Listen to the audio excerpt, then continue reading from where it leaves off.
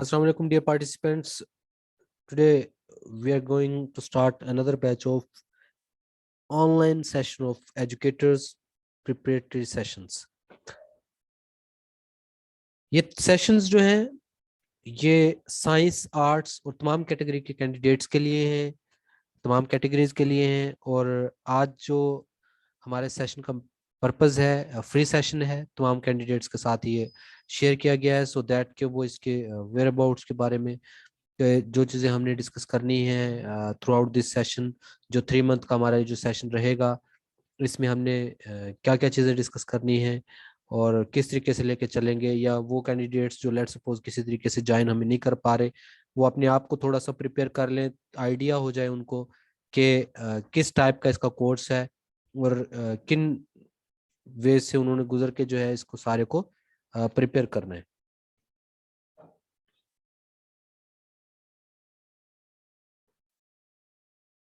First of all मैं अपने आपको इंट्रोड्यूस करवा देता हूँ आप लोगों के लिए।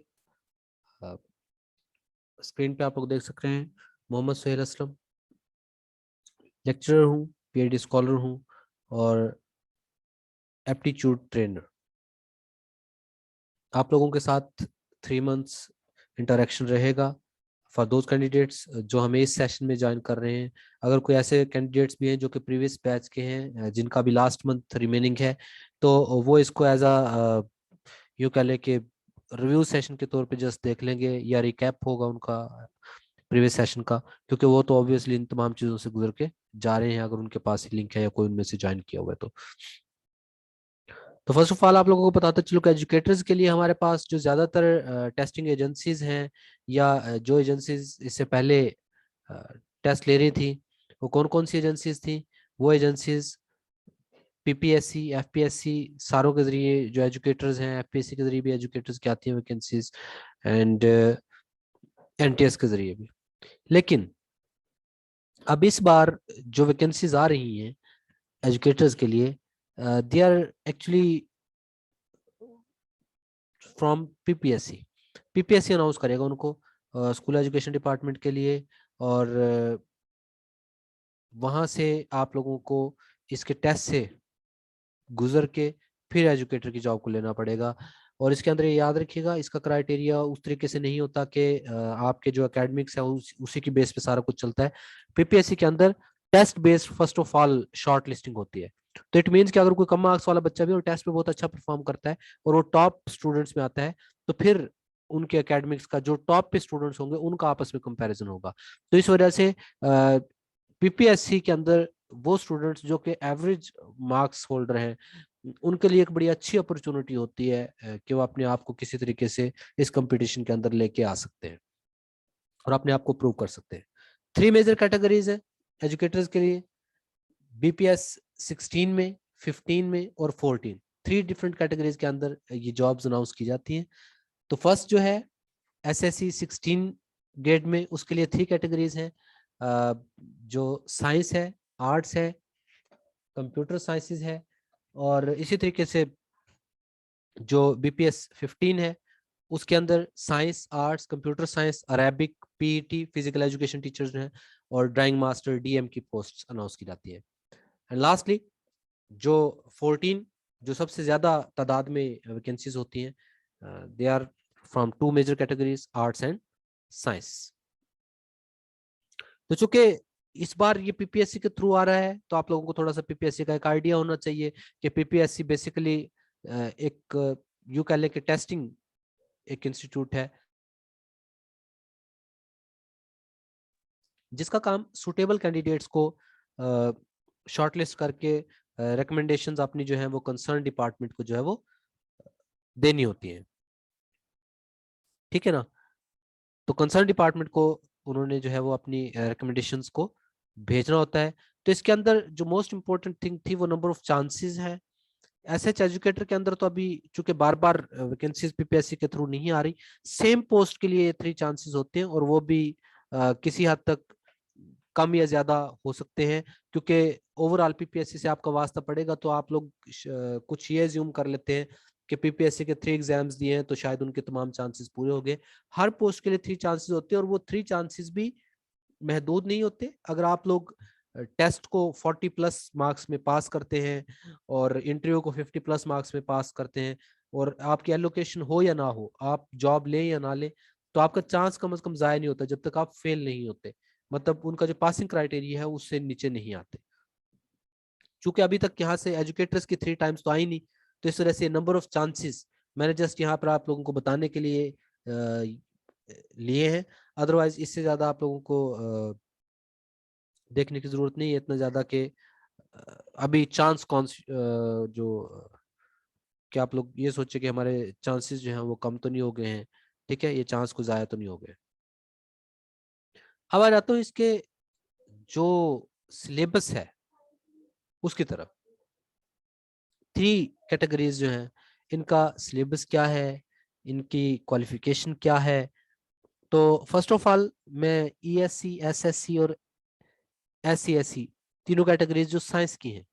अच्छा ये याद रखिएगा, PPSC के थ्रू 2 डिस्ट्रिक्ट्स के अंदर पोस्ट इससे पहले 2019 के अंदर आ चुकी हुई हैं, और उसके चूंकि PPSC के अंडर एजुकेटर्स आपको नई बात नहीं रही, इससे पहले वैकेंसीज आई हैं 2 डिस्ट्रिक्ट्स में, तो सेम प्रोसीजर जो है वो PPSC क्या फॉलो करता है, ये उसी के बेसिस पे हम आप लोगों को बताते हैं कि इसके लिए क्वालिफिकेशन क्या चाहिए। साइंस कैटेगरी के अंदर, साइंस कैटेगरी के अंदर तमाम कैंडिडेट्स जो अप्लाई कर सकते हैं, कौन कौन से, जिनका masters chemistry, botany, zoology, biology, mathematics और इनकी जो कंसर्न ब्रांचेस होती हैं उनमें से कोई एक होता है, ठीक है।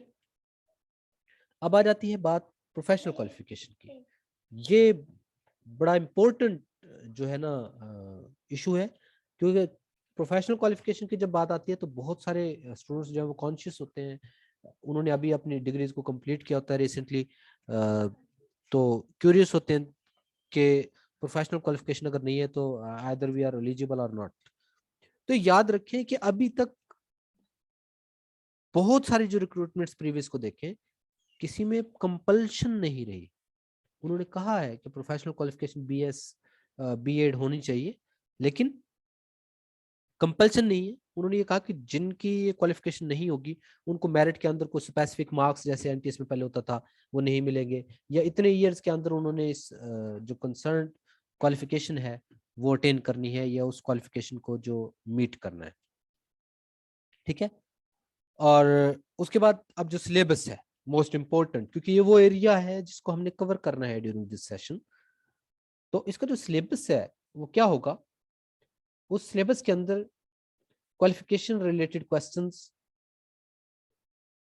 50% होंगे, और उसमें क्या क्या चीजें इंक्लूडेड होंगी, दे में include physics, chemistry, botany, zoology, biology, mathematics.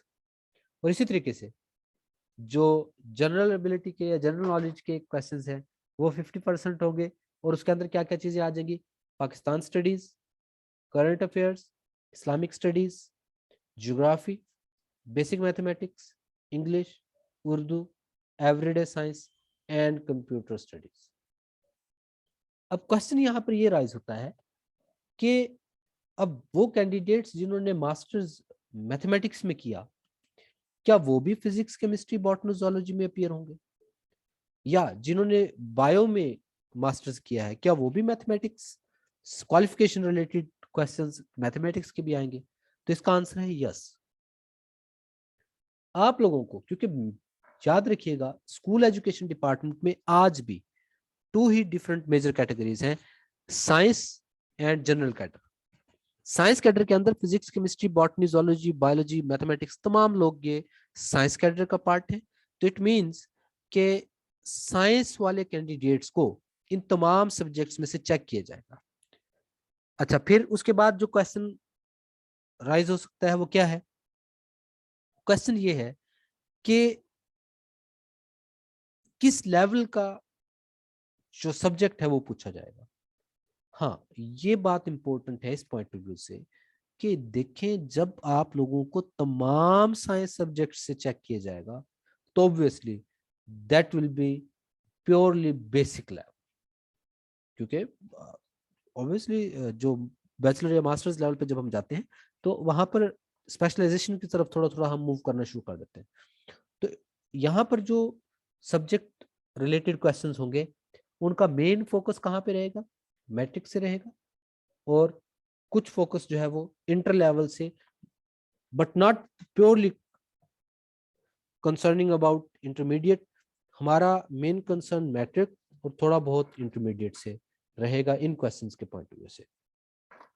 अच्छा, अब जनरल नॉलेज जो है वो 50%, ये कहाँ से आएगा भाई? जनरल नॉलेज जो है ये 50%, बाकी ये इसके अंदर ये कैटेगरीज हैं कि Pakistan studies, current affair, Islamic studies, geography, basic maths, English, Urdu, everyday science, computer science. तो इनको कितना पढ़ना है?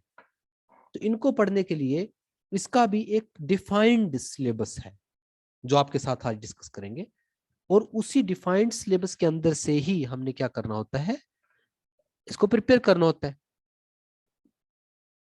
इसी तरीके से आर्ट्स की जब हम बात करते हैं, तो आर्ट्स वालों का साइंस वालों से ऑलमोस्ट हाफ काम है, क्योंकि साइंस में ये जो 50% कैटेगरी थी ना, यानी कि अगर मैं बात करूं इस कैटेगरी की, जनरल नॉलेज, ये कैटेगरी, यही 50% 100% सिलेबस है किनका? आर्ट्स वालों का। यही 50%, मतलब उनको साइंस रिलेटेड क्वेश्चंस नहीं आएंगे, बाकी ये सिलेबस उनका सेम होगा। दैट्स वाई हम ड्यूरिंग प्रिपरेशन भी अपने जो कैंडिडेट्स हैं आर्ट्स के और साइंस के, जनरल नॉलेज प्रिपेयर करवाते हो उनको हम साथ रखते हैं। सिर्फ फर्क इतना होता है कि चैप्टर वाइज डोज, यानी कि फिजिक्स का, केमिस्ट्री का, बायो का, किसी एक सब्जेक्ट को एक सीक्वेंस से लेकर चलते हैं, उस सब्जेक्ट की साइंस की डोज हम कैंडिडेट्स को, साइंस वालों को डेली बेस पे एक चैप्टर जो है वो देते हैं। अगले दिन उसका टेस्ट, ऑनलाइन टेस्ट होता है, जो कि एट द स्पॉट रिजल्ट देता है आप लोगों को। ये साथ साथ चलेगा उनका, लेकिन बिल्कुल स्टार्ट में, इनिशियल फेज पे, या फर्स्ट मंथ में, यूं कह लें कि फर्स्ट मंथ में तमाम लोग ही इस जनरल नॉलेज वाला जो पोर्शन है इस पे ज्यादा फोकस कर रहे होंगे, सब्जेक्ट्स वाले पे कंपैरेटिवली कम होगा।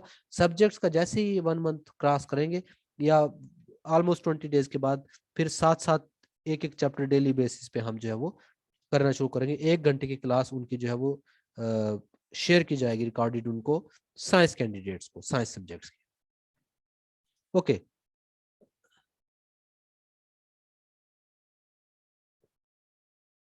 ये आर्ट्स का सब्जेक्ट हो गया कि आर्ट्स के लिए कौन कौन लोग अप्लाई कर सकते हैं, कौन कौन लोग एलिजिबल हैं।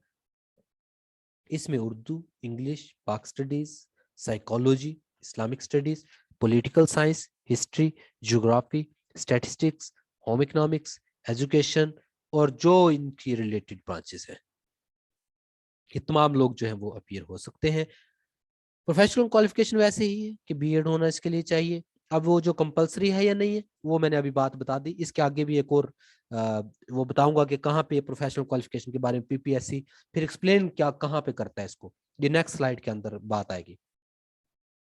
सिलेबस इसका क्या है? इसका 100% जो सिलेबस है वो जनरल नॉलेज का है, मतलब जिसमें पाकिस्तान स्टडीज है, करंट अफेयर्स है, इस्लामिक स्टडीज है, ज्योग्राफी है, बेसिक मैथमेटिक्स है, इंग्लिश है, उर्दू है, एवरीडे साइंस है, कंप्यूटर स्टडीज है। अच्छा, याद रखें, यही सिलेबस हमारा काम आता है। हम क्लेम ये करते हैं कि जो कैंडिडेट हमारे पास प्रिपेयर करेगा वो पीपीएससी के बाकी तमाम जो पोस्ट हैं, जनरल पोस्ट हैं, लाइक असिस्टेंट डायरेक्टर है, असिस्टेंट की पोस्ट आती हैं, बहुत सारी पोस्ट जो पीपीएससी की हैं, जनरल रिक्रूटमेंट, उन तमाम के लिए, उन तमाम के लिए वो प्रिपेयर हो चुका होगा। और उसकी बेस्ट एग्जांपल जिन्होंने प्रिपरेशन की है इस तमाम की, they are now fully eligible for CSS screening test also. CSS screening test जो 200 मार्क्स का है, उसका भी सिलेबस ऑलमोस्ट सेम यही है, सारे का सारा। ठीक है, तो इस वजह से इसके मल्टी डायमेंशनल आप लोगों को जो बेनिफिट्स हैं वो मिलेंगे। फिर जनरल गाइडलाइंस है कुछ जो पीपीएससी क्यूसी एड के अंदर, जो पीपीएससी के थ्रू आई थी वैकेंसीज, ठीक है, उनके मुताबिक क्या चीजें थी। ये आप लोगों ने, किसी ने वीडियो ऑन नहीं करनी, ये आप लोगों से रिक्वेस्ट है, ये आप लोग काम नहीं करेंगे। ओके, मेल्स जो हैं दे आर फ्रॉम 20 to 35, तो 5 ईयर जनरल रिलैक्सेशन है। तो मेल जो है वो 35 ईयर्स, और फीमेल जो है वो 38 ईयर्स तक जो है वो अप्लाई कर सकते हैं। और ये बात है कि मेल स्कूल्स में अप्लाई करेंगे, फीमेल्स जो है वो फीमेल स्कूल। पीपीएससी के थ्रू जब भी आएंगे ना वैकेंसी, तो ये याद रखिएगा, जैसे एनटीएस के अंदर बहुत सारी जगहों पे ऐसा हुआ कि मेल कैंडिडेट्स ने मेल में किया, जबकि फीमेल कैंडिडेट्स ने मेल स्कूलों में भी अप्लाई किया और फीमेल्स में भी अप्लाई किया। पीपीएससी के थ्रू ऐसा कभी भी नहीं होगा। मेल मेल स्कूल्स के लिए अप्लाई करेंगे, फीमेल्स जो है वो फीमेल स्कूल के लिए अप्लाई करेंगे, ठीक है। और डोमिसाइल्स ये आप लोगों को पता होना चाहिए कि वो जो फीमेल्स हैं वो अपने हस्बैंड के डोमिसाइल पे भी जो है वो अप्लाई करते हैं। पंजाब का डोमिसाइल होना चाहिए। प्लेस ऑफ पोस्टिंग, अच्छा ये बात हमने कर ली है। अच्छा ये इंपॉर्टेंट नोट के अंदर ना, ये आप लोगों ने देखना है, नोट नंबर 2 को चेक कीजिएगा, जो मोस्ट इंपॉर्टेंट, जिसके लिए आप लोगों को मैंने जो है ना ये स्लाइड शो की है, इसकी मैंने पहले बात की। ये देखें, ये पीपीएससी की एड के अंदर ये बात आई है 2019 में, पीपीएससी की एड का ये पैराग्राफ यहां से मैंने उठाया है। The appointee who lacks professional qualification will have to acquire requisite professional qualification within contractual period, otherwise he or she will be stand terminated on completion of contractual period। याद रखिएगा, जब कभी भी आप वैकेंसीज आ रही हैं एजुकेटर्स की, start में कॉन्ट्रैक्ट होते हैं, वो परमानेंट हो जाते हैं। ये आप लोगों के पास कॉमन प्रैक्टिस है, आप लोग देखते होंगे आसपास डेली बेसिस पे। नंबर 2, जिनके पास ये प्रोफेशनल क्वालिफिकेशन नहीं है, मीन टू से बीएड जिन लोगों का नहीं है, उन्हें परेशान होने की जरूरत नहीं है।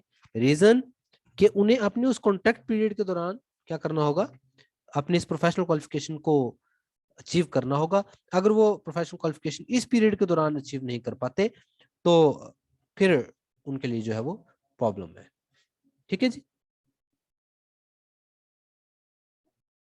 अच्छा इसका जो मेरिट फिर बनता है, वो मेरिट कैसे बनता है? मेरिट एकेडमिक्स, जितने आप लोगों का एकेडमिक है वो 40, मतलब मेरिट के अंदर 40 मार्क्स का होता है, टोटल 200 मार्क्स का मेरिट बनता है।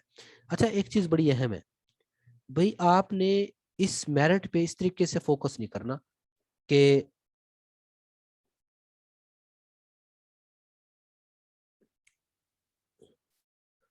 इस पे आप लोगों ने इतना फोकस नहीं करना मेरिट पे कि परेशान हो जाएं कि 40 मेरे मार्क्स कम है तो 40 मार्क्स का तो मेरिट ही था, जो क्वालिफिकेशन है हमारी पुरानी। भाई ये इसकी बात तो तब आएगी जब टेस्ट में आप, मतलब अगर 10 पोस्ट आती हैं तो टॉप जितने भी अप्लाई करने वाले हैं टॉप 50% को बुलाएंगे। अब जो चूंकि ये डिस्ट्रिक्ट लेवल की पोस्ट होती है, तो डिस्ट्रिक्ट में अगर किसी में 5 पोस्ट है तो जितने लोगों ने भी अप्लाई किया वो टॉप 50 को बुलाएंगे इंटरव्यू के लिए। तो आप अगर टॉप 50 में आ जाते हैं तो बाजू का बहुत अच्छे मार्क्स वालों के टॉप 50 में नहीं आते, तो वो तो पहले एक्सक्लूड हो जाते हैं, उनके साथ तो आपका मेरिट बनेगा ही नहीं।